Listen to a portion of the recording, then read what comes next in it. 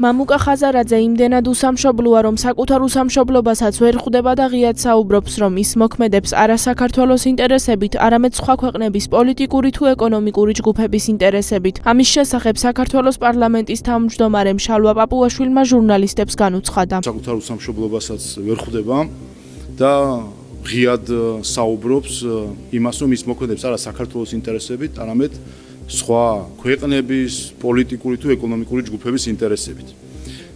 საქართველოს ხელისუფლება არ მოქმედებს არც ამერიკის შეერთებული შტატების ინტერესებით, არც რუსეთის ინტერესებით, არც ჩინეთის ინტერესებით, არც გერმანიის თუ საფრანგეთის ინტერესებით.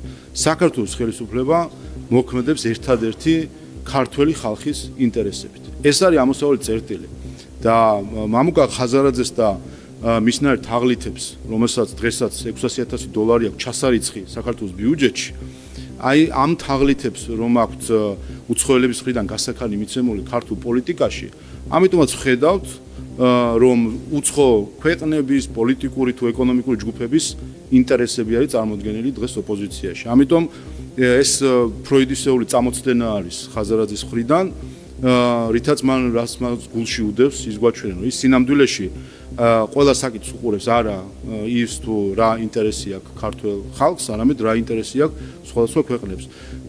ნებისმიერ საკითხთან დაკავშირებით, იქნება ეს პოლიტიკური თუ ეკონომიკური, ჩვენ უპირველეს ყოვლისა ამოვდივართ ქართველი ხალხის ეროვნული ინტერესით და სადაც ჩვენი ხალხის ეროვნული ინტერესი ემთხვევა სხვა ქვეყნების ეკონომიკური თუ პოლიტიკური ჯგუფების ინტერესებს, იქ დგება ალიანსები და თანამშრომლობა. ეს არის ჩვენი ამოსავალი წერტილი. ხა ისვედი ცნობილია უკვე, რომ ეს არის თაღლითების ორგანიზაცია, თაღლითური ორგანიზაცია, რომელიც ჯერ 2020 წელს გააყალბა პარალელდაცვის შედეგები და ყალბ შედეგებს ავრცელებდა თავის დონორთან USA-თან ერთად, რომელსაც კრიმინალი უწოდა უკვე დღესობით ამერიკის ხელმძღვანელმა ადმინისტრაციამ და USA-ის ხელმძღვანელობასთან ერთად მალავდა ნამდვილ შედეგებს და გვატყუებდა როგორც ისვედი, ისე USA-ის ამერიკელი და ქართველი თანამშრომლები ქართულ ხალხს გვატყუებდნენ, რომ რაიმენარად აიყირავებინათ მაშინ ხელისუფლება და არჩევნები.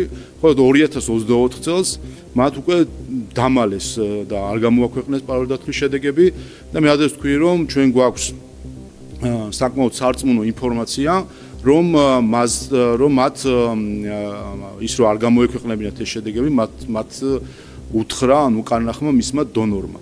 ასე საინტერესო ამაზეც უნდა ისაუბროს, მე მგონი ისვედმა, როგორ მიიღო ეს გადაწყვეტილება და ჩართული იყვნენ თუ არა ამაში მისი დონორები და აიძულეს თუ არა, თუ მოუწოდეს თუ არა, თუ მათი კარნახით იყო თუ არა ამ შედეგების არ გამოქვეყნება. რაც შეეხება თავად ფაქტს, კიდევ ერთხელ ეს ერთადერთ რამეს ადასტურებს, ეს არის თაღლითი ორგანიზაცია, რომელსაც ამერიკული დაფინანსება უკვე ჩაეხსნა და ერთადერთი ამ თაღლით ორგანიზაციას დღეს აფინანსებს ბრიუსელი. და ეს არის რა თქმა უნდა სკანდალური, როდესაც ორგანიზაციას, რომლის რეპუტაცია არის ნულის ტოლი, მათი ყველა არჩევნები ხო დავაკვირდეთ ბოლო 4 წელს, წინა საპარლამენტო არჩევნები 2020 საპარლამენტო არჩევნები იყო და თაღლითობა ჩაიდინოს, 2024 წლის არჩევნებში თაღლითობა ჩაიდინეს. ამ ორგანიზაციას ვაძლევ ფულს ევროპელი გადასახადის გადამხდელების. რა თქმა უნდა, ეს არის ფული, რომელიც ხმარდება სხვა ქვეყანაში დესტაბილიზაციას და არჩევნების აყირავებას.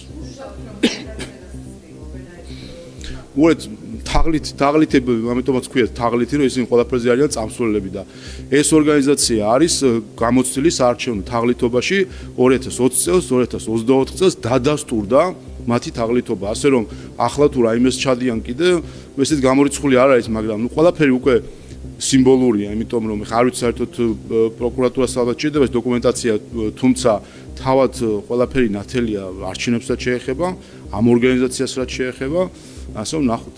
ჩვენ ხედავთ ეს დღეები სხვა შორის ძალიან ნიშანდობლივი იყო. მას შემდეგ რაც ამერიკის ახალმა ადმინისტრაციამ შეცვალა მისი დამოკიდებულება სხვა ქვეყნების შიდა საქმეებში ჩარევის მხრივ, ასე ვთქვათ, და ნახეთ რომ შეწყდა ყველა დაფინანსება, რომელსაც თავად პრეზიდენტ ტრამპის აღიარებითვე მის აღმასრულებელ განკარგულებაში წერია პირდაპირ, რომელიც თანხა გამოიყენებოდა დესტაბილიზაციისთვის სხვა ქვეყნების და ზუსტად აი ეს დესტაბილიზაციისთვის გამოყოფილი თანხები ჩაიხსნა და ის რაც ადრე კეთდებოდა USAID-ის, NED-ის თუ სხვა ასეთი ორგანიზაციის ხელით, რომლებიც უფრო გამოცდილი იყვნენ ხელისუფლებების ცვლილებების საკითხებში უფრო ფარულად, არაპირდაპირ დღეს ვხედავთ, რომ რამდენიმე ქვეყნის ხელისუფლება პირდაპირ არის ჩართული ამ პროცესში და ამაში განსაკუთრებით გამოირჩევიან ყოფილი საბჭოთა რესპუბლიკები, სამი რესპუბლიკა ყოფილი საბჭოთა, რომელიც დღეს ევროკავშირის წევრი არის, ბალტიის ქვეყნებს გულისხმობ, რომელიც პირდაპირ ჩართული არიან იმაში, რომ საქართველოს კანონიერი ხელისუფლება შეცვალა. ჩვენ ხედავთ, რომ აქაც მთლიანად, ასე ვთქვათ, იქ პლატფორმა აქვს მიცემული ქართული ოპოზიციისთვის და ასევე არასამთავრობო ორგანიზაციების, რომელიც უკვე აღმოჩნდა, რომ არიან ესტონური NGO-ები, საერთაშორისო გამჭვირვალობა და ზოგიერთი სხვა, ჩვენ ესტონური NGO-ები დღეს გველაპარაკებიან ქართული ხალხის სახელით. ასე რომ ყველაფერი მთელი ეს სცენარი, როგორც ჩანს ამ სამი ბალტიელი ქვეყნის ხელისუფლების გამოცდილებიდან გამომდინარე, პირდაპირ სააშკაროზე გამოვიდა, რომ მიზანი არის კანონიერი ხელისუფლების ცვლილება. იცით, რომ მათ ერთის რაღაც ესეთ ნახევრად აღიარების თუ არ აღიარების რეჟიმში არიან ქართული ხალხის ნების მიმართ და ხედავთ ასევე ბოლო დღეებში სანქციებს, რომელიც დაწესდა იმ დროს, როდესაც იმ დედაქალაქებში იმყოფებოდა ოპოზიცია და არასამთავრობო ორგანიზაციები, ესტონურები, როგორც გამოჩნდა საბოლოო ჯამში და ეს სიაც ფაქტია ხომ ხა რომ ესტონეთის თავქარიანმა საგარეო საქმეთა მინისტრს ხა წარმოდგენა არ აქვს საქართველოს პოლიციელების სახელდაგვარების ხო გასაგები ეს სია შედგენილი არის ესტონური NGO-ს საერთაშორისო გამჭვირვალობის მიერ მათი მთავრობის დავალებით რომლებიც მოქმედებენ საქართველოში მათი მთავრობის ესტონეთის თუ სხვა მთავრობების დავალებით იმისთვის რომ დააზიანონ საქართველოს ხელისუფლება და კიდევ ერთხელ მიზანი არის ნათელი რაც ამ სამ ქვეყანას საქართველოს მიმართ აქვს მათ ხელისუფლებებს ეს არის კანონიერი ხელისუფლების შეცვლა და სურვილი არის როგორც ჩანს რომ მოვიდეს ისეთი ხელისუფლება საქართველოში რომელიც ივლის მათ ჭკუაზე უბრალოდ ის ვინც მათ ხელმძღვანელობს კიდე იქით მათ ჭკუაზე ივლის და მე ამაზე დავწერე კიდევაც რომ მიზანი სულ სხვა არის ამ სამ ქვეყნის ხელისუფლებას საქართველოს მიმართ აქვს ერთადერთი ინტერესი ეს ინტერესი გამომდინარეობს იმაში რომ ჩვენ ვიყოთ იარაღი და ინსტრუმენტი რუსეთის წინააღმდეგ ამ სამ პოსტსაბჭოთა ქვეყანას აქვს თავისი შიშები რუსეთთან მიმართებაში და იმის ნაცვლად რომ თამამად დადგნენ ამ შიშებს გამუკლავდნენ და თუ ბრძოლა უნდა იბრძოლონ ამის ნაცვლად ცდილობენ სხვა ქვეყნების ხელით სხვა ხალხების ხელით აიცილონ ეს ასე ვთქვათ, ყურადღება გადაატარებინონ რუსეთს სხვა საკითხებზე და ის მზად იქნებიან, რა თქმა უნდა, იმისთვის, რომ არანაირი ასე ვთქვათ, ინტერესი სხვა ჩვენი ხალხის მიმართ გარდა იმისა, ჩვენ ვიყოთ ინსტრუმენტი რუსეთის წინააღმდეგ, მათ არ აქვს. აბა კიდევ ერთხელ, ანუ ამით ხო პირდაპირ ლუსტრაცია ხდება. თავისთავად გახსოვთ ლუსტრაციის კანონის მიღება უნდა და ხალხს რომ გამოვარვინოთ უცხო ქვეყნის გავლენას ვინახორციელებს საქართველოს. თავად ლუსტრაციის მოსიარული კანონები არიან იმით, რომ ჩანს პირდაპირ რომ არიან ზუსტად იმ დედაქალაქებში, რომელიც ცდილობენ საქართველოში კანონიერი ხელისუფლების შეცვლას და ჩანაცვლებას მათთვის სასურველი მარიონეტული ხელისუფლებით. სხვათაშორის სხვა საკითხია კიდე რომ ვისი ფინანსებით დადიან, ესეც საინტერესოა, ამაზე ილაპარაკონ ერთი. როდესაც ხელისუფლებები ქართულ პოლიტიკოსები რო არიან და იმ სხვისი ფულით რო დადიან საზღვარგარეთ ეს კიდე ცალკე საკითხი არის და ერთი ამაზე ისაუბრონ და აჩვენონ საზოგადოებას გამჭვირვალედ. ამ ბილეთი როგორ იყიდეს, ანი განთავსება ვინ გადაიხადა და ვისი ფულით დადიან ამ საზოგადოების ტურებში იმისთვის, რომ დაეხმარონ ზოგიერთ უცხოურ ხელისუფლებას საქართველოში კანონიერი ხელისუფლების შეცვლაში. ისე კანონის უზენაესობის გარეშე დემოკრატია არ არსებობს. როგორც ჩანს, შესაძლოა მათთვის კანონის უზენაესობა სხვა ქვეყნებში იმდენად მნიშვნელოვანი არის, როგორც საკუთარ ქვეყნებში და ეს გამოჩნდა კიდევაც მაშინ, როდესაც ბელგიის ხელისუფლების წარმომადგენლებმა ევროპარლამენტში სახელმწიფო პარტიის წარმომადგენლებმა ხარი დაუჭირეს რეზოლუციას, რომლითაც ითხოვენ კრიმინალის სააკაშვილის გათავისუფლებას, რომლითაც ითხოვენ კრიმინალი კეზერაშვილის შერაცხვას მედია გურუთ. ასე რომ ბელგიის მთავრობის პოზიცია ჩვენთვის ცნობილი არის ევროპარლამენტის რეზოლუციიდან, სადაც მათმა წარმომადგენლებმა ხარი დაუჭირეს კრიმინალების გათავისუფლებას საჯარო ახსულების დაწესებულებიდან, ასე რომ ეს აჩვენებს მათ დამოკიდებულებას კანონის უზენაესობის მიმართ სხვა ქვეყნებში. იმიტომ რომ როგორც ჩანს არ ემეტება ზოგიერთ ხელისუფლებას ქართული ხალხისთვის კანონის უზენაესობა, დემოკრატია, არჩევნები, ну ყველას ზოგს როგორც ჩანს სურს რომ ის რაც მათთვის კარგია და იუპიტერისთვის კარგი არის, ჩვენ ალბათ ხარები ვართ და არ გვაქვს უფლება რომ ჩვენ მქონდეს მართლწესრიგი და კანონმდებლობა. ერთი და მეორე.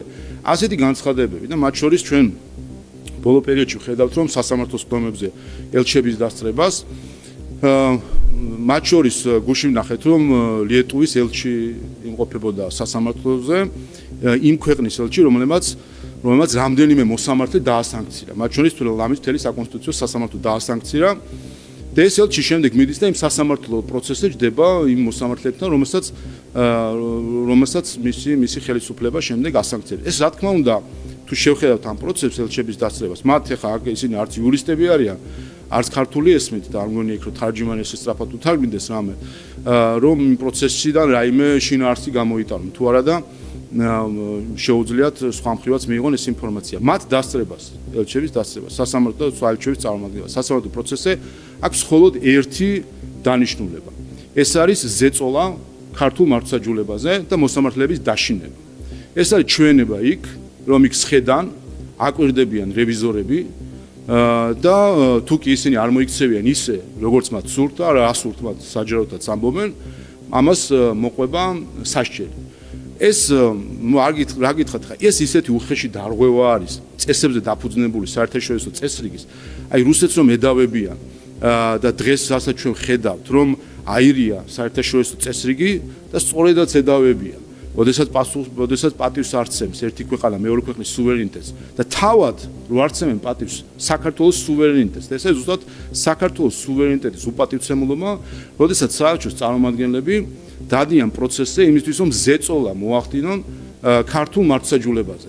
ამას ადრე სხვანაირად აკეთებდნენ პოლიტიკური განცხადება ყოველ ჯერზე დამარცხდნენ სტრასბურგში, ყოველ ჯერზე რუსთავიორის საქმეზე სააკაშვილის, მელიას, გვარამიას ყველა საქმეზე დამარცხდა ყველა საელჩო რომელიც თავს ესხმოდა ქართულ მართლმსაჯულებას და ახლა აღარ უნდა თუ დროში დაელოდონ და შემდეგ სტრასბურგის გადაწყვეტილებებს პირდაპირ მიდიან სასამართლო პროცესებზე იმისთვის რომ იქ დამაშინებელი გარემო შეუქმნან მოსამართლეებს და იქ რა ქვია ცენტრიდან ჩამოსული რევიზორები თავზე დაადგნენ მოსამართლეს გადაწყვეტილების მიღებაში. ასე რომ კიდე ერთხელ ასეთი განცხადებები, რასაც ჩვენ ხედავთ, აჩვენებს რამდენად არ სცემენ პატივს კანონის უზენაესობას და დემოკრატიას ის ქვეყნები რომლებიც სიტყვით ამას ხადაგებენ საქმით, როდესაც ეს ეხება ევროკავშირის არაწევრ ქვეყანას, რომელსაც როგორც ჩანს ზოგიერთი უყურებს ვართ მეორე ხარისხოვანი ქვეყანა და დაბალი ღობე, აქ პატივს არ სცემენ ასეთ ამ მთავარ პრინციპებს. რაც შეეხება დიდი ბრიტანეთის ლეიბორისტული პარტიის ელჩს საქართველოში, ჩვენ ხედავთ რომ ის მათ შორის წინასაარჩევნო პროცესიც აქტიურად ჩართული იყო ქართული ოცნების წინააღმდეგ კამპანიაში და არჩევნების შემდეგაც ხედავთ მის დამოკიდებულებას და ეს დამოკიდებულება კიდევ ერთხელ აჩვენებს ერთ რამეს რომ არის მხარდაჭერა ძალადობის მხარდაჭერა იმის დეზინფორმაციის და პროპაგანდის რომელიც ვრცელდება და ზუსტად ასე განვიხილავ მე მათ შორის მის ყოფნას ყვარელში იმ ორგანიზაციაში რომელიც ღიად უჭერს მხარს საქართველოს მოქალაქეების წინააღმდეგ უცხო ქვეყნების მოქმედებას. სირცხვილია ყველაფერს თავი დავანებოთ, სირცხვილია, როდესაც ეროვნებით, მოქალაქეობით ქართველი ადამიანი, როდესაც ხარობს რომ ლაშა ტალახაძეს უწესებს სანქციას რომელიღაცა ქვეყნის რომელიღაცა საგარეო საქმეთა მინისტრი და ბრიტანეთის ლეიბორისტული პარტიის ელჩის ვიზიტი ყვარელში ზუსტად ამისი ჩვენება იყო რომ ის ამხნევებს იმ ხალხს რომლებიც საქართველოს მოქალაქეების წინააღმდეგ სხვა ქვეყნების მოქმედებას მიესალმებიან აგულიანებს აფინანსებს ახალისებს და საბოლოო ჯამში ამითი აზიანებს საქართველოს როგორც სახელმწიფოს ისე საზოგადოებას. ამიტომ მე ამ ყველაფერს უყურებ როგორც ცდილობას რომ დააზიანონ ქართული საზოგადოება. ხანდახან თვითონ რომ ირონიით საუბრობენ რომ თითქოს თქო ყალბი ბრალდება რომ ქართველობას გვაკარგვინება. აბა სხვა რა არის? სხვა რა არის, როდესაც ადამიანი ხარობს რომ ლაშა ტალახაძეს პოსტსაბჭოთა რესპუბლიკა ასანქცირებს. ეს სხვა რა არის თუ არა დაკარგვა ყოველგვარი კავშირისა საკუთარ სამშობლოსთან, საკუთარ ქვეყანასთან, საკუთარ საზოგადოებასთან და ასეთ უსამშობლოობას ახალისებს მათ შორის ასეთი ქცევები, როდესაც ტაშს უკრავენ, აფინანსებენ და გვერდში უდგებიან მათ, ვით საქართველოს ხალხის ეროვნული ინტერესების წინააღმდეგ მოქმედებს. არ მგონია მე რუსეთის ხელისუფლება თავის პოლიტიკას ასე ვიწროთ ჩვენს განცხადებებს ამყარებდეს, რაც შეეხება თავად მდგომარეობას. თავისთავად რუსეთი არის ქვეყანა, რომელსაც ოკუპირებული აქვს ჩვენი ორი ტერიტორია და რომელზეც მათ შორის ქართული ოცნების ძალისხმევის შედეგად საერთაშორისო სამართლებრივად აღიარებულია, რომ ახორციელებს ეფექტურ კონტროლს, ანუ რაც სამართლებრივ ენაზე ნიშნავს ოკუპაციას. თავისთავად ეს ამ პროცესის დასრულება არის ჩვენი მთავარი ამოცანა. და ზუსტად ამას ვამბობთ ჩვენ ორი მთავარი ეროვნული მიზანი არის ტერიტორიული მთლიანობის აღდგენა, საქართველოს გაერთიანება და ჩვენი მოქალაქეების ეკონომიკური კეთილდღეობის ზრდა. ეს არის ორი მთავარი ამოცანა, რომლის წინააღმდეგაც იბრძოდნენ ჩვენი NGO-ები, ჩვენი ოპოზიცია, უცხოელი, ბევრი და ამ დღეებში მე გავიხსენე 3 წლის წინანდელი მთელი კასკადით მცდელობისა, რომ საქართველოს ჩაეთრიათ რუსეთთან ღია დაპირისპირებაში, რომ საქართველოს ყოფილიყო იარაღი რუსეთთან ღია დაპირისპირებისა, თქვენ გუშინ მოусმინეთ ამერიკის შეერთებული შტატების სახელმწიფო მდივანს, როდესაც პირველად ოფიციალურ დონეზე და თან ამ დონეზე ამერიკის შეერთებული შტატების სახელმწიფო მდივნის მხრიდან ითქვა, რომ ეს ომი სინამდვილეში არის პროქსი ომი, ანუ მარიონეტის ხელით წარმოებული ომი ამერიკასა და რუსეთს შორის. ეს თქვა გუშინ სახელმწიფო მდივანმა რუბიომ. აი ჩვენთანაც ვიღაცას უნდა რომ ჩვენ პროქსები ყოფილიყავით, მათ შორის აი იმ ქვეყნებს, რომლებიც დღეს ცდილობენ, რომ საქართველოს კანონიერი ხელისუფლება შეცვალონ, მოიყვანონ თავისი მარიონეტები, რომლებიც მათ ჭკუაზე დადიოდნენ სააკაშვილის დროს, ეტყოდნენ, რომ გაამწვავებდნენ მდგომარეობას რუსეთთან და ხან რა რიტორიკით მიმართავდნენ და ამ დღეებში ვნახეთ ოვალურ კაბინეტში რიტორიკას თურმე რა მნიშვნელობა ჰქონია. აი ახლა თქვენ რომ გსურთ რაც რიტორიკებთან დაკავშირებით კითხვები დამისვათ, რიტორიკას თურმე რა მნიშვნელობა ჰქონია საერთაშორისო პოლიტიკაში. ახლა მაინც ხომ მიხვდა ყველამ და დაინახა პირდაპირ ეთერში, რომ რა შეიძლება გამოიწვიოს არასწორად შერჩეულმა რიტორიკამ და ასე შემდეგ. ეს ერთი და ზუსტად ამას ცდილობდნენ, რომ ჩვენ ყოფილიყ 3 წლის წინ, რომ ჩვენ ყოფილიყავით ზუსტად ის პროქსები, რომელსაც ინსტრუმენტად გამოიყენებდნენ რუსეთის წინააღმდეგ. არავის არ ადარდებდა არც მაშინ 3 წლის წინ ქართული ხალხის ბედი, არც ეხლა, ვითომ საქართველოს დემოკრატიაზე რო ზრუნავენ ის პოლიტიკური ჯგუფები, რომლებიც კანონიერი ხელისუფლებას შეცვლას ცდილობენ და ჩვენ მოღალატე პოლიტიკოსებს თავისი ფულით რო დაატარებენ საკუთარ დედაქალაქებში. უკანასკნელ ბოლო ქართველამდე იბრძოლოდნენ, როგორც ეს პოპულარული გახდა ბოლო პერიოდში, ბოლო ქართველამდე იბრძოლოდნენ, ოღონდ საკუთარი ინტერესი გაეტარებინათ. ასე რომ ეს არის საერთო ასე ვთქვათ, შეჯამებით რომ გითხრათ, ჩვენ მოქმედეთ საქართველოს ეროვნული ინტერესების შესაბამისად, მათ შორის ჟენევის მოლაპარაკებებს რაც შეეხება, აქ რა თქმა უნდა, დახურულია ეს და ბევრი რამე არც გამოდის გარეთ, თუმცა ზუსტად ეს ჟენევის ფორმატი არის მცდელობა, რომ ჩვენი ეროვნული ინტერესები, ქვეყნის გამთლიანება, ამ შემთხვევაში რაც მთავარი საკითხი არის იქნას წინ წაწეული. მაშინ, როდესაც ესტონური NGO-ები, რომელიც საქართველოში მოღვაწეობენ და ქართული გვარსახელები აქვთ მათ თანამშრომლებს, ესტონური NGO-ები და ესტონეთის ხელისუფლების მოკავშირე ოპოზიცია ცდილობს საქართველო კვლავ შეაჯანჯღაროს და კვლავ შეიყვანოს ისეთ სპირალში ესკალაციის და დაპირისპირების, რომლის ბოლოსაც ვიღაცისთვის სარგებელი და ხეირი იქნება იმისთვის, რომ რუსეთი გადმორთოს ეხა საქართველოზე და აქ დააკავოს და თვითონ ფეხი-ფეხზე გადაიდოს, ღვინო გაყიდოს და ვისკი გაყიდოს შემდეგ რუსეთში. კი, ჩვენ იმასაც ვამბობთ, რომ საქართველოს მთლიანობა უნდა აღდგეს და ამ რიტორიკის საპირისპიროდ ჩვენ მოვისმენთ რუსეთის ხელისუფლების განცხადება, რომ უნდა მოხდეს დემარკაცია მათი წარმოდგენით საზღვრისა, რომელიც შეიძლება მათ წარმოდგენაში არსებობს ჩვენსა და ოკუპირებულ ტერიტორიებს შორის. ანუ ის რაც სიმართლეა და სათქმელია, ეს უნდა ითქვას ყოველთვის. რაც შეეხება ჩვენი გამთლიანების პროცესს, რა თქმა უნდა, გამთლიანების საქართველოს ჩვენ ამას უყურებთ არა მხოლოდ როგორც ტერიტორიის მთლიანობის აღდგენას, არამედ უყურებთ როგორც საქართველოს საზოგადოების მთლიანობის აღდგენას და საქართველოს საზოგადოების მთლიანობის აღდგენა შეუძლებელი არის იმის გარეშე, რომ ჩვენ გავიაზროთ ჩვენი წარსული, გავაანალიზოთ თუ რა შეცდომები დაუშვა ყველამ და აქედან გამომდინარე გავიხედოთ წინ და გავამთლიანოთ ჩვენი საზოგადოება. თქვენ თუ ფიქრობთ, რაც რო შეხვდეთ ამისი ალტერნატივა რა აქვს ოპოზიცია, რას გვთავაზობს უცხოეთიდან მართული, ხო? გვთავაზობს და ჩვენ 3 წლის წინ ოპოზიცია და ის ესტონური NGO, ჩვენ მაშინ არ იყო ესტონური, ხა ესტონური NGO-ს ხელმძღვანელი ქალბატონი გიგაური, რომ ეს შესაძლებლობები გამოგვეყენებინა, ტანკები დაგვექოქა და რა ვიცი, რაღაცები გავიკეთებინა, ხომ? ზოგს ცეცხლის, ესე ვთქვათ, ბომბების ცეცხლი ენატრებოდა იმ მომენტში და ეს უნდოდა რომ ენახა საქართველოში და ზოგს რა, ამიტომ კიდე ერთხელ არსებობს ოპოზიცია, მათი მოკავშირე NGO-ები, ანუ ისინი ვინც მტრობენ ჩვენი ქვეყნის მთლიანობას და მათი გეგმა არის რომ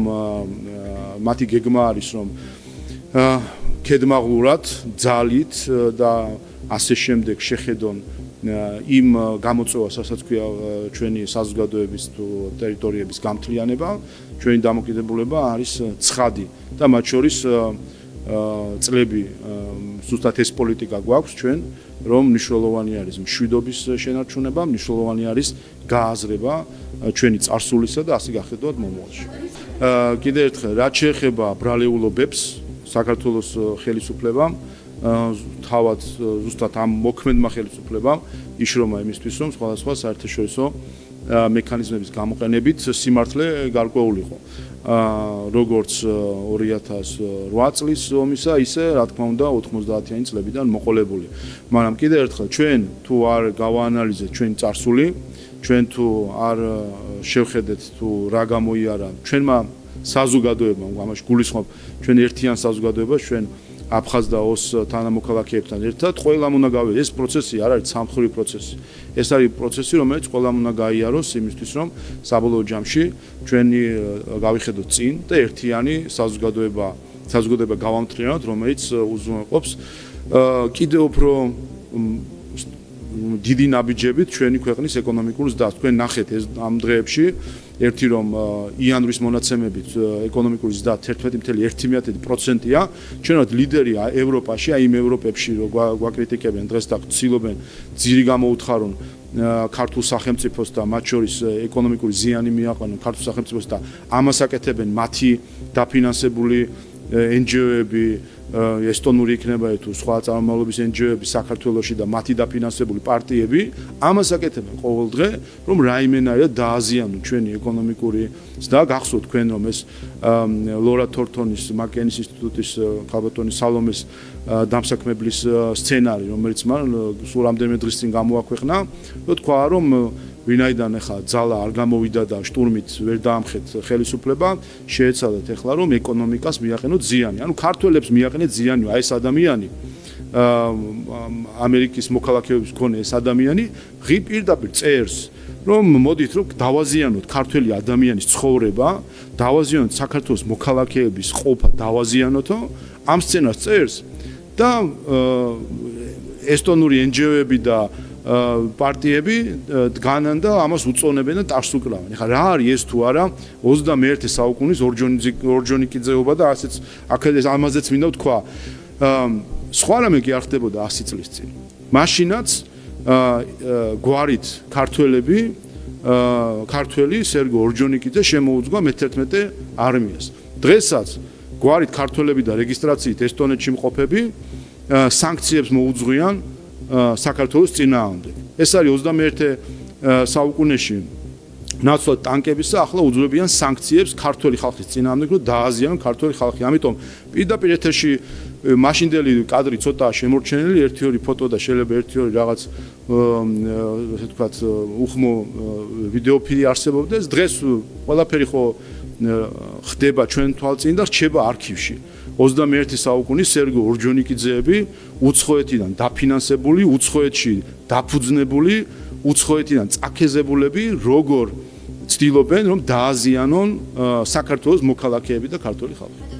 რა თქმა უნდა, ჩვენ მათ შორის სახელმწიფო მინისტრის პოზიცია გვაქვს შერიგებასთან დაკავშირებით, რაც შეეხება ჩვენს ოს და აფხაზ თანამოქალაქეებს. ამიტომ კარგია თუ ამას არ ვიცი ეს ამინახავს, მაგრამ თუ ამას რუსეთის ხელისუფლება ხედავს ის რომ მნიშვნელოვანი არის ჩვენს თანამოქალაქეებთან, ოს და აფხაზ თანამოქალაქეებთან ერთად საზოგადოებრივი შერიგების და გამთრენების პროცესი კარგია, პირველი, მეორე ნაწილსაც შეეხება დემოკრატიას, ეს რა თქმა უნდა სისულელეა. აქაც უკეთ ოპოზიცია რომელიც არ არსებობს ხო ხედავთ სადმე ხედავთ ოპოზიციას საზღვარგარეთის გარდა ხო ერთი ლონდონიდან გველაპარაკება მეორე ტალინიდან მესამე ვილნიუსიდან დადიან მათ სხვებთან არიან ანგარიში ვალდებულებიც და სხვებისგან იღებენ დავალებას ისინი არ იღებენ დავალებას ქართული ხალხისგან თუ არა და აი 800,000-მა თითქმის 800,000-მა მოქალაქე რაც არ იყო ცუდი შედეგი ოპოზიციისთვის. მისცა მათ მანდატი და დავალება, ყოფილიყვნენ ამ პარლამენტში 760,000-მა თუ არ ვცდები, დაახლოებით 700,000 ამორჩევლის დავალება მათ არ შეასრულეს და მანდატები დატოვეს. და ასევე ანგარიშსაც ისინი არ აბარებენ ქართულ ხალხს, თორე სადაც ხო გამოჩნდებოდნენ და დაელაპარაკებოდნენ, სადმე წავიდოდნენ, რეგიონში ჩავიდოდნენ, ხალხს შეხვდებოდნენ. სადმიდიან ნაცვლად იმისა რომ ჩავიდნენ რეგიონებში, ჩავიდნენ თელავში თუ რა ვიცი ბათუმში, ჩადიან ვილნიუსში და ლონდონში. გასაგებია შეიძლება იქ მოსწონთ სეირნობა ლონდონის და ტალინის ქუჩებში, მაგრამ ახლა ესეც ამიტომ ხო არ უნდა გაყიდო შენი სამშობლო და შენი ქვეყანა. ამიტომ რაც შეეხება ადგილობრივ თვითმმართველობის არჩევნებს, ელოდებიან რაც ექნებათ დავალება ზუსტად ისე მოიქცევიან. თუმცა ჩვენი არ შემდგარი ოპოზიციის საქმე რო ვიცით, კარგია რომ დღეს ამას ამბობი, ხო გამორიცხა ყველა კატეგორიულად თუ არ მივიღეთ მონაწილეობასო, მამუკა ხაძარაძე მოღალატე იქნება ის ვინც მონაწილეობას მიიღებსო, აგერ დადგება ოქტომბერი, ისე მიიღებენ მონაწილეობას, მზე მაღლა იქნება.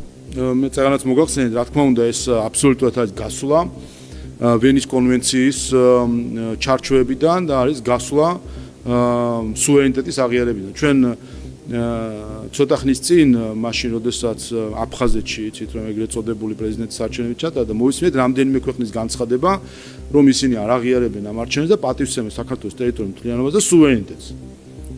და ვერ გავიგეთ სუვერენიტეტს ამ ასპექტში რომ პატივცემენ სხვა ასპექტში სუვერენიტეტს პატივს არ სცემენ ჩატარებულ არჩევნებს საქართველოში პატივს არ სცემენ სასამართლოს პატივს არ სცემენ ქართულ ხალხს პატივს არ სცემენ თუ მარტო იმას სცემენ პატივს რაც მათი წარმოდგენით უნდა იყოს საქართველოში ეს დამოკიდებულება ცოტა სხვა საუკუნეების დამოკიდებულება არის და 21 საუკუნეში ასე რო იქცევა ქვეყნები რომლებიც დეკლარირებულად რომელსაც დეკლარირებულად პრეტენზია აქვს რაღაც ღირებულებებზე ეს რა თქმა უნდა შემაშფოთებელია და კიდევ ერთხელ ელჩების დასწრებას რაც შეეხება სასამართლო პროცესებზე ყველა უნდა კარგად ესმოდეს ერთადერთი დატვირთვა რაც მათ ყოფნა სასამართლო დარბაზში აქვს ერთადერთი დატვირთვა ეს არის ზეწოლა მართლმსაჯულებაზე და მოსამართლეების დაშინება იმიტომ ჩვენ ხედავთ დარბაზებში იმ საელჩოების წარმომადგენლებს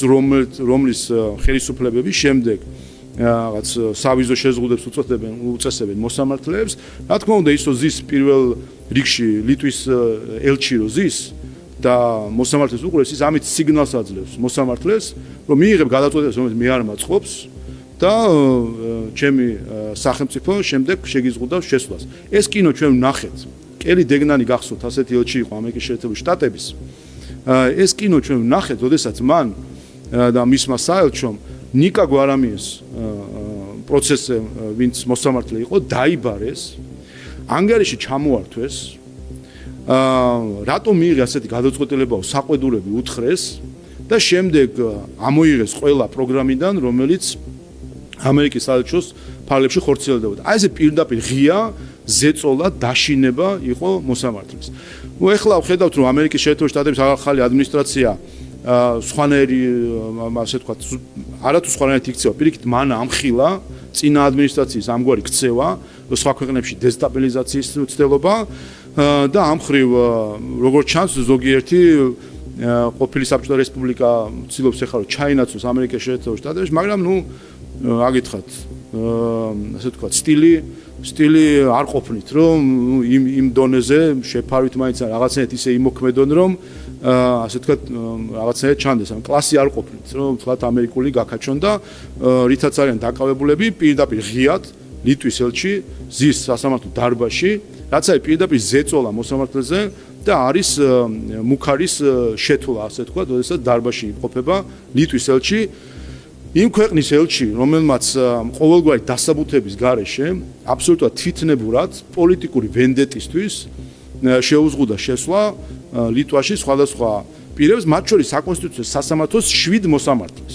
აი 9-ს კი არა, 7-ს. რატო 7-ს? იმიტომ რომ ეს 7 იყო, ვინც ხარი დაუჭირა, ვინც მიიღო გადაწყვეტილება საქართველოს არჩევნებთან დაკავშირებით და ამის გამო რომ ლიტვის ხელისუფლება სურს რომ რომ ქართული ოცნება არ იყოს ხელისუფლებაში, ამის გამო იმ მოსამართლეებს შეუზღუდა შესვლა. ხა ეს საერთოდ რა გითხრათ, აი უბრალოდ ასეთი ქცევა რა გითხრათ, აი რომელი ქვეყანა იკადრებდა ასეთ ქცევას აი თვითონ დაასახელონ, იმიტომ რომ უყვართ ხოლმე რაღაც სხვადასხვა ქვეყნების დასახელება. ამიტომ კიდევ ერთხელ ეს არის ვენის კონვენციის და წესებზე დაფუძნებული საერთაშორისო წესრიგის წინააღმდეგ წასვლა და კიდევ ერთხელ ვიტყვი, ისე გაერთნენ ეს განსაკუთრებით ეს სამი პოსტსაბჭოთა რესპუბლიკა ისე გაერთო ურჩხულებთან ბრძოლას, რომ თავად ემსგავსება ურჩხულს. მოღალატეების დამატებით ჯამი არ იცვლება ამ შემთხვევაში. იმიტომ რომ რამდენად გაიყოფიან თუ ერთად შეჯგუფდებიან მოღალატეების რაოდენობა ამით არც მოიმატებს, არც დაიკლებს. და მთავარი არის ეს, რომ ქართველი ხალხი ამას უკვე წლებია ხედავს, ვისთან გვაქვს საქმე და დაინახა კიდევ ერთხელ ამ დღეებში, როდესაც ყველა კვანძი იხსნება უკრაინაში მიმდინარე პროცესებთან დაკავშირებით ზოგადად. თუმცა ყველა კვანძი იხსნება და ამაზე საუბრობს თავად ამერიკის შეერთებული შტატების ახალი ადმინისტრაცია, ან ქვეყანა, რომელიც იყო მთავარი სუბიექტი ამ პროცესში და მათივე აღიარებით წინა ადმინისტრაციის მიერ ამ პროცესში მონაწილეობა იყო პროქსი ომი რუსეთსა და ამერიკის შეერთებულ შტატებს, ანუ ომი წარმოებული მარიონეტის ხელით. და ჩვენ ეს ხალხი ზუსტად მამუკა ხაზარაძე, ჯაფარიძე, გვარამია, მელია, სალომე ზურაბიშვილი, გახარია, ყველა ეს ადამიანი 3 წლის წინ, ზუსტად 3 წლის წინ მიგვაქანებდა ომში. მიგვაქანებდა პროქსად ყოფნაში, რომ ყოფილიყავით მარიონეტი, ინსტრუმენტი სხვების ხელში რუსეთის წინააღმდეგ. თითქოს ჩვენი პრობლემები არ ყოფნის, თითქოს ჩვენი ომები არ გამოვიარეთ რუსეთთან, თითქოს ჩვენი საკითხები გადასაწყვეტი. ეხლა სხვისი ომებიც უნდა გვეომა თურმე რუსეთის წინააღმდეგ. იმიტომ რომ სხვა მყოფილიყო მშვიდად, იმიტომ რომ სხვა გადმოეტანათ ყურადღება საქართველოზე, აი ესე პირდაპირ გვწირავდნენ. და გვწირავდა ყველა, მე ვთქვი კიდევაც, ყველამ გაგვწირა ჩვენ. გაგვწირა ოპოზიციამ, გაგვწირა NGO-ებმა, რომლებიც აღმოჩნდნენ ხალხს საერთოდ უცხოური NGO-ები არიან და გაგვწირა ბევრმა უცხოურმა პოლიტიკურმა ჯგუფმა თუ ხელისუფლებამ. და მე სხვათა შორის, მათ შორის ელჩებისთვისაც სხვადასხვა შეხვედრაზე, საერთო შეხვედრაზე, მათ შორის ევროკავშირის წარმომადგენლებს ზოგიერთ ელჩებთან საერთო შეხვედრაზე მათთვის მithქვამს, რომ იცოდეთ, ის ვინ ჩვენ მოგვიწოდებს სანქციების დაწესებისკენ, ის ჩვენ გვიბიძგებს ომისკენ. აი ეს არის ჩვენი ღია დამოკიდებული ამასთან დაკავშირებით. მოეშვა ვინმე ამას? და გავიხსენე მე კიდევაც, აქ გახსოვთ, ფოტო გადავიღეთ სამი ბალტიელი ქვეყნის საგარეო საქმეთა მინისტრი იყო ჩამოსული აქედან მე რომ გავიდნენ და მიტინგები მოგვიწყეს. შეხვედრაზე რომელიც აი გვერდზე კაბინეტში შედგა, ბიუროს კაბინეტში შედგა, მე მათ უთხარი. მაშინ გახსოვთ თემა იყო გამჭვირვალობის კანონი და თქვენს რომ აი ჩვენი რჩევა არის და მაშინ უთხარი, იცით თქვენი რჩევა ისიც იყო, რომ სანქციები დაგვეწესებინა რუსეთისთვის.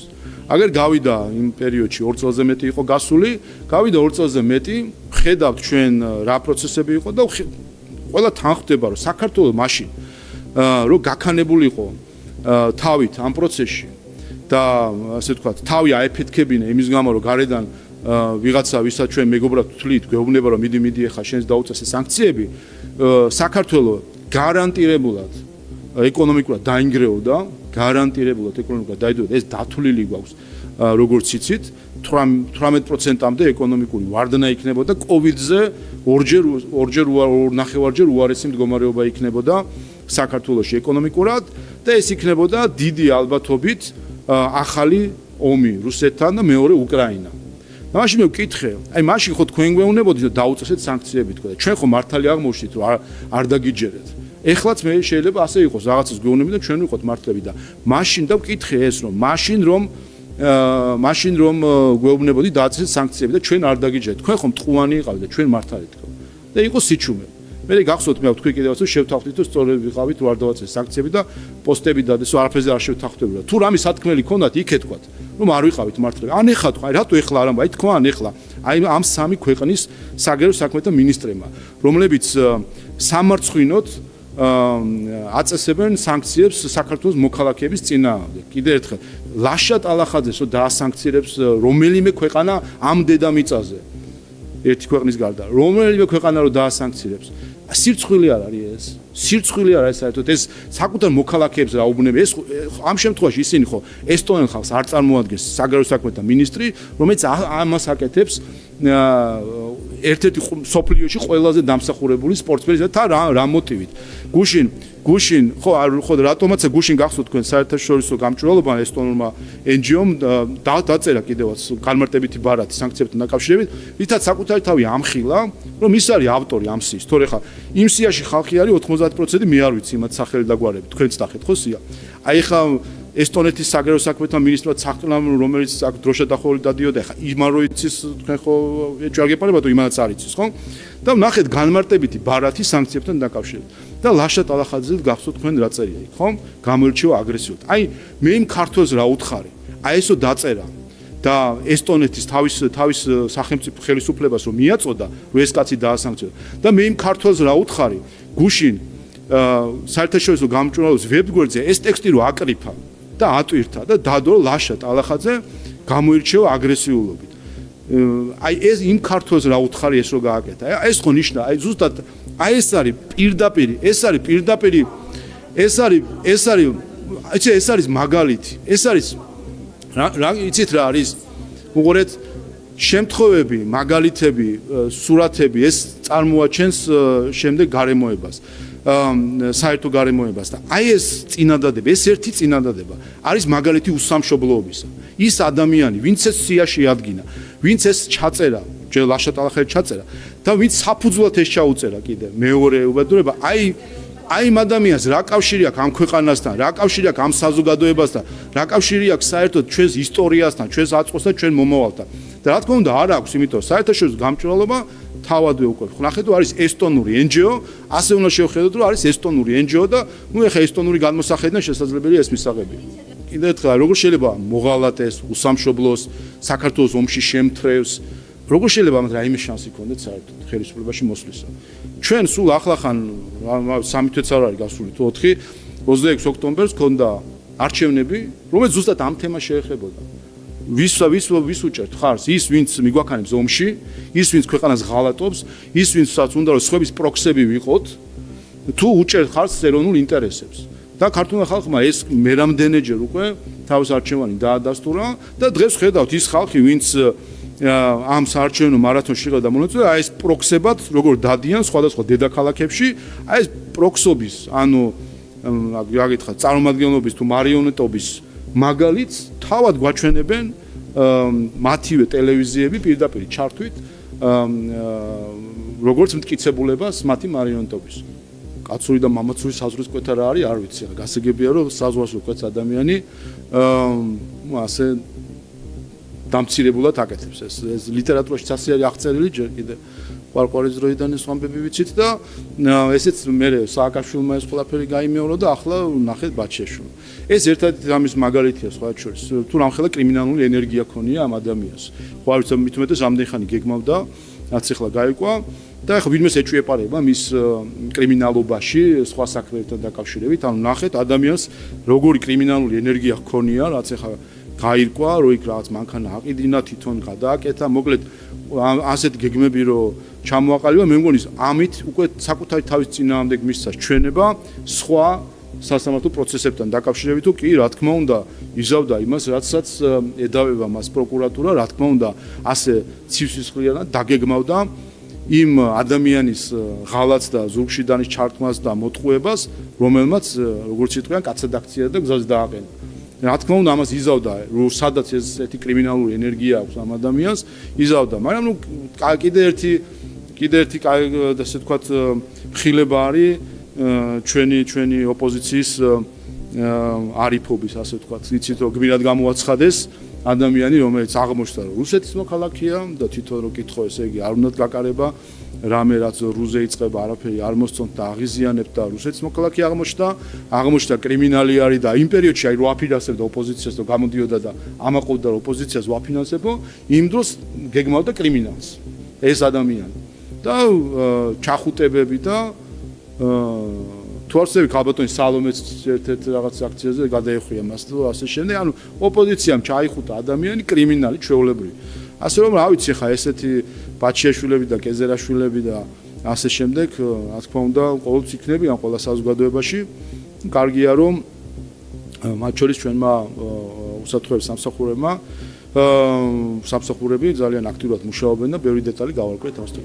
აგიტო კრიმინალები იმიტომ არსებობენ, რომ ისინი ჩადიან კრიმინალს, მნიშვნელოვანი არის რისი თავიდან აცილება და პრევენცია შეიძლება იმის პრევენცია მოხდეს, მაგრამ დანაშაულ ციხეები იმისთვის არსებობს, რომ ყველაფრის პრევენცია არ ხდება, ვიღაცა ჩადის დანაშაულს და შემდეგ უწევს ციხეში ჯდომა. ასე რომ დარწმუნებული ვარ, რომ ჩვენი მართლმსაჯულების ხელი მიწვდება მას, არ ვიცი, სადაც არის, მიწვდება და როგორც სააკაშვილს და მოუწია ციხეში ჯდომა, ასე გაატარებს ციხეში და არ ვიცი იქ ხა კიდევ მე რამეს ვეთყოდი კონგრესსაც, სენატსაც. ფაქტია, რომ აქამდე ჩვენ რასაც ვამბობდით, ყველაფერი გამართლდა. ყველაფერი რაში ჩვენ ვაკრიტიკებდით ამერიკის შეერთებული შტატების წინა ადმინისტრაციას, ყველაფერი გამართლდა. მათ შორის მე მოუწოდებდი კონგრესს, აი როცა ის დაარეგისტრირეს თუ დაინიცირეს ეს აქტები, მაშინ ჩემი კომენტარი იყო, რომ ნაცვლად ამისა აჯობებს გამოიძიონ USAID-მა რა ჩაიდინა 2020 წელს. ხო არ დამიჯერეს, მაგრამ მოვიდა ტრამპი და გინახეს რაც მიიღეს საბოლოო ჯამში. ასე დაგვიჯერონ, რასაც ჩვენ გვითქვამს, ყველაფერში მართლები აღმოჩნდა. რაც შეეხება ამ აქტის ცინიკურ სახელწოდებას, მეგობარი აქტი, რომელიც სავსე არის ქართველი ხალხის წინააღმდეგ მიმართული ნაბიჯებით. მე კიდე ერთხელ ხაზს გავუსვა და დაფიქრდეს ყველა, მათ შორის სხვათა შორის ბატონი ვილსონიც, რომელიც ხშირად ახსენებს ხოლმე, რომ მის ვაჟთან ერთად იბრძოდნენ ქართველი სამხედროები ავღანეთში. არავინ ისე არ დაუდგა გვერდში ამერიკის შეერთებულ შტატებს, როგორც დაუდგა საქართველო ავღანეთში და 2000 მას შემდეგ რაც დაიწყო მისიები საქართველო. არა თუ ნატოს არაწევრებში ხო პირველები ვიყავით, მაგაში შეჩვეული ვართ ისედაც, რომ არაწევრებში პირველები ჩვენ ვართ. ნატოს წევრებს შორისაც ჩვენ ვიყავით მეოთხე, ჩვენი კონტინგენტი, მეოთხე ამერიკის შეერთებული შტატების, გერმანიის და კიდევ რომელიღაც ქვეყანა იყო, აღარ იტალია თუ არ ვცდები, მას შემდეგ ვიყავით მეოთხე ქვეყანა. აი სამი პოსტსაბჭოთა რესპუბლიკა, ეხლა საქართველოს რო ერჩის 40-50 კაცი რო ყავდა, ჩვენ ყავდა 1000-მდე ჯარისკაცი მაშინ. სადაც საბრძოლელი იყო, ახლა რო იწევენ და შეიარაღება უნდა გამოვაცხადოთო და გულზე მჯიხს რო იცემენ, რომ უნდა რუსეთს ვეომოთო. სად იყვნენ, როცა ავღანეთში საომარი იყო? სად იჯდნენ? ხო იჯდნენ შტაბებში და ჩვენი ჯარისკაცები ხო იყვნენ პირველ ხაზზე ამერიკელ ჯარისკაცებთან ერთად. ამიტომ ეს არის როგორც დაუდგა ქართული ოცნების ხელისუფლება, სხვათა შორის ამერიკის შეერთებულ შტატებს. ამიტომ ამ მეგობარ აქტს სინამდვილეში უნდა ერქვას უმადური აქტი. ვინაიდან ეს არის აქტი უმადურობისა ქართველი ხალხის და საქართველოს ხელისუფლების მიმართ. კი, კიდევ ერთხელ ქართული ოცნების ხელისუფლება. ქართული ოცნების ხელისუფლება იმ პარტიის, რომელიც ბიძინა ივანიშვილმა დააფუძნა და ხელისუფლებაში სწორედ მისი დამსახურებით მოვიდა. ქართული ოცნების ხელისუფლებამ დაუდგა გვერდში ამერიკის შეერთებულ შტატებს და იყო უმაღლესი რაოდენობის კონტინგენტი წარმოდგენილი. ბოლო წუთამდე ვიყავით იქ და არა მხოლოდ იქ ვიყავით. აი როცა გამოიქცა იქიდან, რა ქვია, სხვადასხვა ხალხი და სხვადასხვა ქვეყნები რომ გამიზდა, როცა იყო მე შემდეგ ამერიკის შეერთებული შტატებმაც გამოიყვანა იქიდან ჯარი, საქართველოს გავლით მოხდა ეს ყველაფერი. ჩვენ უზრუნველყავით ლოჯისტიკურად ყველაზე მოკლე და სწრაფი გზა იმისთვის, რომ გამოსულიყო იქიდან როგორც სამხედროები, ისე არასამხედრო პერსონალი, მათ შორის ავღანეთის ზოგიერთი მშვიდობიანი მოსახლეობა გამოსულიყო. ერთადერთი რამე, თავარი რამ, რაც ჩვენ გვასწავლა ბოლო თვეებმა და შეიძლება კვირეებმა. თავარი რამ, რაც ჩვენ გვასწავლა. რომ ერთადერთი, რასაც უნდა ენდო, ეს არის შენი ხალხი, ერთადერთი, რასაც უნდა დაეყრდნო შენი ხალხის ეროვნულ ინტერესს. ვინც არ დაეყრდნო საკუთარ ეროვნულ ინტერესს, გულისხმობს ზელენსკის ხელისუფლებას, ვინც არ დაეყრდნო საკუთარი ხალხის ინტერესებს, ვინც არ იხემძღვანელა საკუთარი სახელმწიფოს ინტერესებით, აი ხედავთ როგორ მდგომარეობაშიც არიან.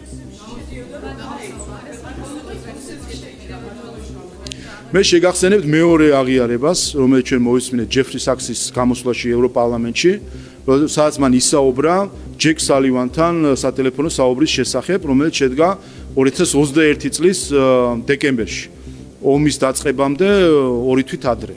და როდესაც მან როგორც აღწერა ეს საუბარი, ჰქონდა საუბარი იმაზე, რომ აი ნატოსთან დაკავშირებით ხედავთ, რომ ეს წარმოადგენს პრობლემას და იქნებ გამოხვიდეთ თქვათ, რომ ნატოში არ მოხდება უკრაინის მიღება თუ არ მიიღებს ნატოში უკრაინას და ეს აგვარიდებს ომს. და მაშინ ჯეკ სალივანისგან მიიღო პასუხი, რომ არც არავინ აპირებსო უკრაინის მიღებას ნატოშიო. მაშინ გამოდიდა თქვით ეს ყველაფერი არაფერებთ, არა, მაგას ვერ ვიტყვითო.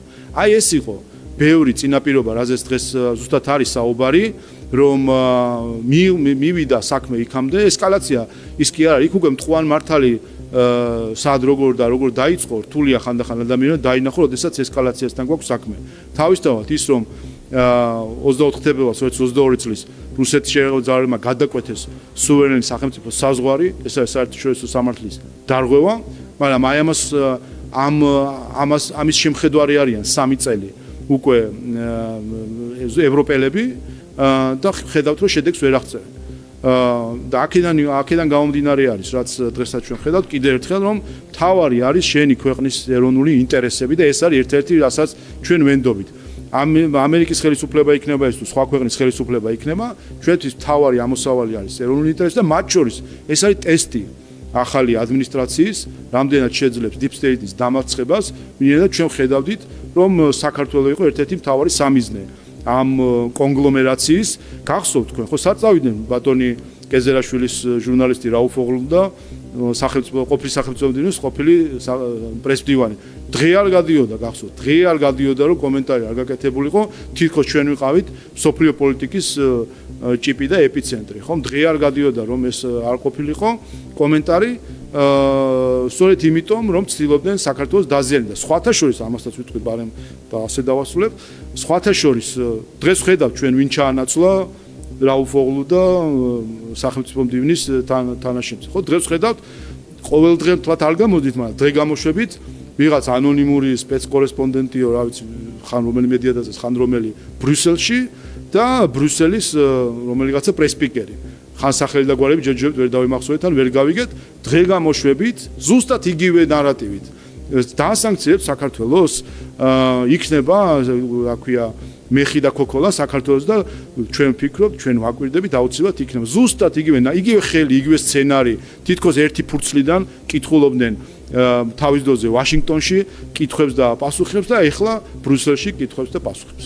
მათ შორის ამას გულისხმობთ. უპირველეს ყოვლისა, რაც შეეხება NGO-ებს, ხედავთ, რომ ყოველდღე ვარკვევთ, რომ ის რასაც ჩვენ გვასაღებდნენ ქართულ სამოქალაქო საზოგადოებას, აღმოჩნდა ზოგი ესტონური NGO და ზოგი სადაური და ზოგი სადაური, ხო? ასე რომ თავადაც უკვე აღიარეს, რომ მათ იურიდიული კავშირიც კი არა აქვთ საქართველოსთან. ეს ერთი, მეორე, რაც შეეხება გადაწყვეტილების მიღებას. დააკვირდით მათ შორის ამერიკის შეერთებულ შტატებში რაზე არის საუბარი. პირველი, ამერიკის შეერთებულ შტატებმა აღიარა, რომ მისი დაფინანსებით მსოფლიოში ხდებოდა ქვეყნების დესტაბილიზაცია არასამთავრობო ორგანიზაციების გამოყენებით. გამტარი ორგანიზაციები USAID, NED, ასე შემდეგ, ეს ფული იშლებოდა იმისთვის, რომ არარსებული იდეოლოგია და ასე თქვა თავს მოეხვიათ საზოგადოებებისთვის და ხედავთ ხომ ეს გენდერის და LGBT საკითხები, ხომ? რა უცებ დაიხურა თემა მას შემდეგ, რაც ამერიკის შეერთებულმა შტატების ხელმძღვანელობამ კაფეო გაცხადება გააკეთა ამასთან დაკავშირებით.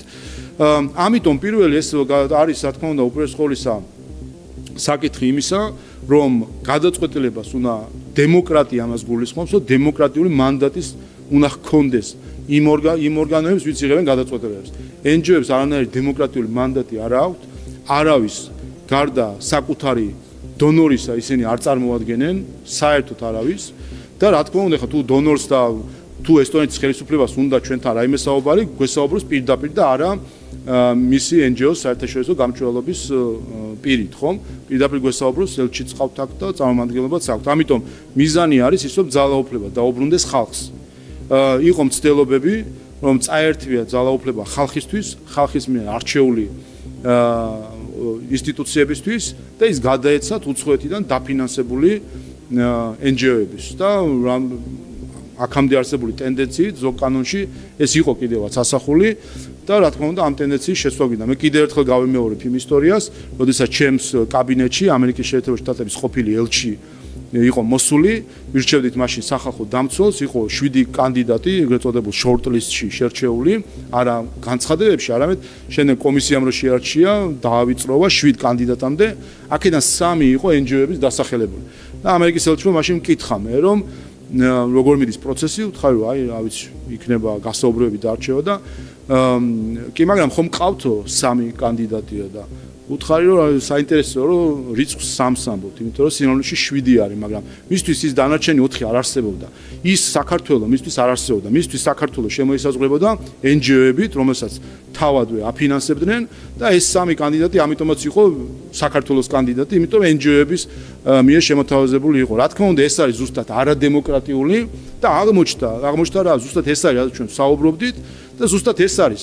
ის დაბალი ღირებულებები, რომელსაც ცდილობდნენ თავს მოეხვიათ ჩვენი საზოგადოებისთვის, რომ ყოფილიყავით არა დემოკრატიული საზოგადოება, სადაც ხალხის ნება მართავს ყველაფერს, არამედ მარიონეტული საზოგადოება, რომელიც გარედან მოცემული სცენარით იმოქმედებს. მადლობა.